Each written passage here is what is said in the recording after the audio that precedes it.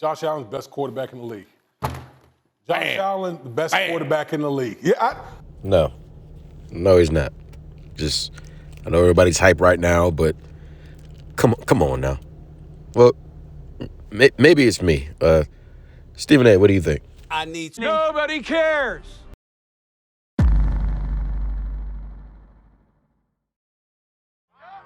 We hit the field light, all day light, all night light, on the blue light, offense light, defense light, his squad light, house call light, in the sound light, in the sound light, in the sound light. The one thing that's annoying about the MVP race is all of the flip-flopping and all the guys jumping ship so quickly, so fast over one game or one small detail about certain players or individuals. It's ridiculous. Josh Allen, without a shadow of a doubt, is a top 10 quarterback in the National Football League, but he is not the best quarterback in the National Football League. He is not the front runner of MVP. He is none of these things. I am well aware. Yes, the Buffalo Bills handed the Kansas City Chiefs their first loss of the season. Is it really that surprising? Is it really that big of a deal? Is it that shocking? Because let's not forget, you can make any kind of excuse you want. This team was a blocked field goal away from losing to Bo Nix and the Denver Broncos, a team they had basically been smacking around for the last couple of years, came this close to beating them, and then they go to Buffalo and lose. Chill out, y'all. And it's unfortunate to do this. I really don't want to do this, but at the same time, I kind of do want to do this because I've been saying it since the offseason. Part of the reason why I don't pay attention to anybody in the sports media when they talk about any football is simply because literally everybody was saying that the Pittsburgh Steelers were going to be one of the worst teams in the NFL. They're alone in their own division. These guys were supposed to be the bottom of the bunch. You know, the Bengals are going to rule it. The Ravens are going to be doing the Ravens things. But the Steelers, everyone said that they were going to be on the bottom, including an individual who claims to be one of their biggest fans. But they now sit atop the AFC North after beating the Ravens 18-16 on Sunday. Now, all up to this time, folk have been saying that the Steelers own the Ravens. The Steelers own the Ravens, Mike Tomlin owns the Ravens, all that good stuff. Okay. The Ravens lost to the Steelers, but I may sound biased when I say this. I don't care. The Steelers don't own the Ravens. In order for you to own a team, that would mean that no matter what the team does, that's no matter what they do, they can't beat you. They can't beat you. No matter what they do. You can have a meltdown like the Atlanta Falcons or just get smacked around like the Cleveland Browns do. But when the team consistently plays you and consistently shoots themselves in the foot, that's not you owning them. That's them doing the same dumb stuff over and over and over again. Now, the defense made a couple of changes and did a phenomenal job. They went out there and they balled out. That's a silver lining in this game. But everybody else apparently got left at home. I mean, Lamar Jackson came out and played. And for some particular reason, every time the Ravens lose, the question the next day is always about Lamar. Is Lamar worth the MVP now? Is he still good? Is he still best quarterback? Is he this? Is he that? Question. I have a question. When is sports media going to start asking the right questions about the Ravens? When are they going to do that? Because we keep going to Lamar Jackson, and then the next guy seems to be the offensive coordinator, Todd Monken.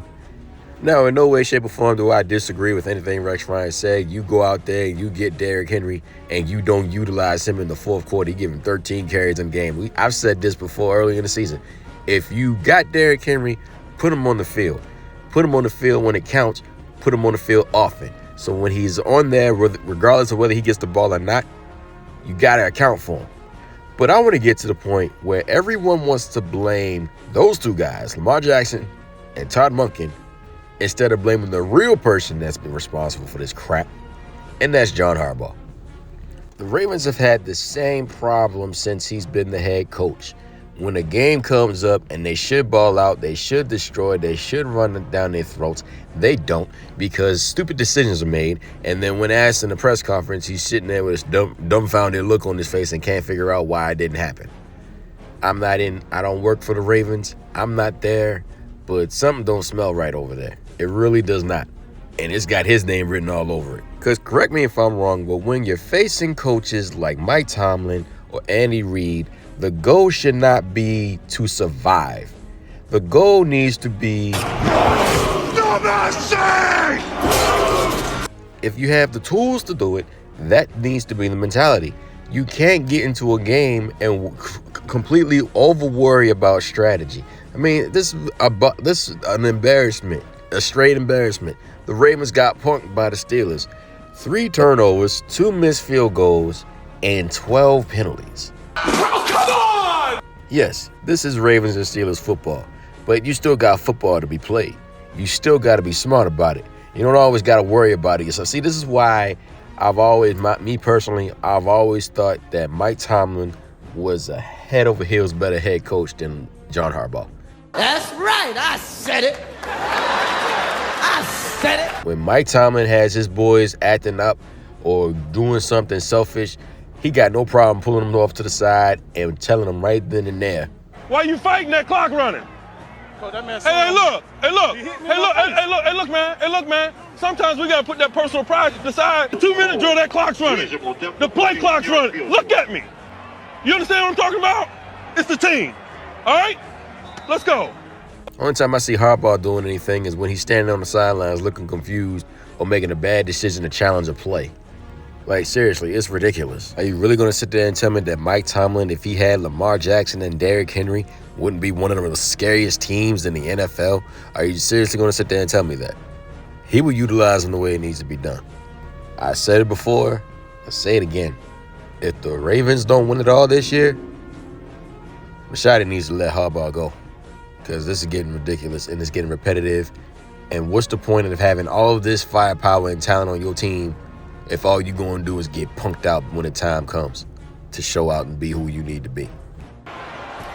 The Bengals lost to the Chargers. I want everybody to remember this season and remember how it plays out. I want you to remember these games. Because the big knock was when Joe Burrow's healthy, he's a dangerous man. And the Bengals are dangerous too. That's what was said in this past offseason. That's what they were all preaching. Stay off the weed. And the Giants didn't play this week, but they were still in the news anyway. They finally decided to bench Daniel Jones. And at this point, I'm not even going to say it. I'm just going to put this up. I'm going to put this right here. 2 months and 15. Shut the hell up. And it's not a real game day without someone getting an NFL beatdown. Oh, God, my arm! Falcons flew all the way out to Denver just to hit a wall. I'm not going to lie, at this point, I kind of want to see the Steelers play the Broncos in the playoffs. Like, please let that happen. They were loading the box there, so you could say you could do that for sure. Maybe get a couple more yards, but you also go risk, fumbling and different. I can't really put my finger on why, but something tells me Chicago's getting a new head coach this offseason. Well, we might have fumbled. We might have. Are you kidding? Is that like the biggest defeatist attitude of all time? Throw the dang ball. Do something. Run a damn play. Literally, they had, 30, 35 seconds. You got a timeout. What are we doing? Just a gut feeling. And does anybody starting to think that the Jaguars are just straight up cursed? They're just cursed. They're just, good grief. Did you even plan on putting up a fight?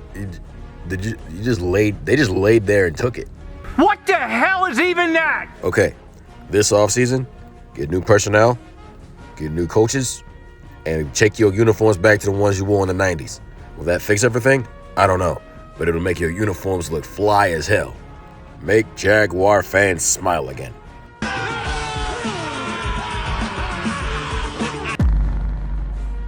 Thank you for watching this video. By all means, like, share, and leave a comment.